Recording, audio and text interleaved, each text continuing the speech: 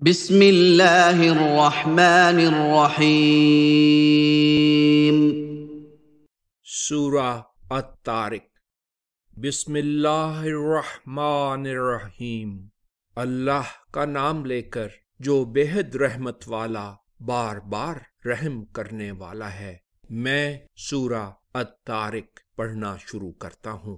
والسماء والطارق، آسمان گواہ ہے اور رات کی تاریکی میں آنے والا۔ وما ادراک ما الطارق، اور کون سی چیز تمہیں آگاہ کر سکتی تھی کہ وہ رات کی تاریکی میں آنے والا کون ہے؟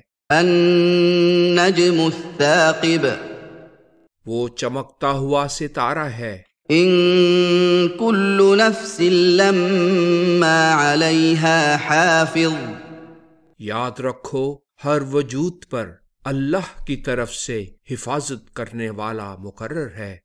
فلینظر الانسان مما خلق، اس لیے انسان کو دیکھنا چاہیے کہ اسے کس چیز سے پیدا کیا گیا ہے۔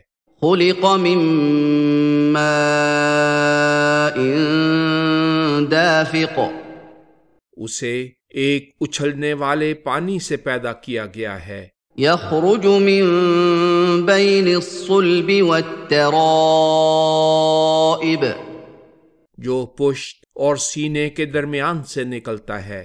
انہ علی رجعہ لقادر، وہ رب العالمین اس انسان کے دوبارہ پیدا کرنے پر بھی یقیناً قادر ہے۔ یوم تبلی السرائر، جب اسرار ظاہر کر دیے جائیں گے۔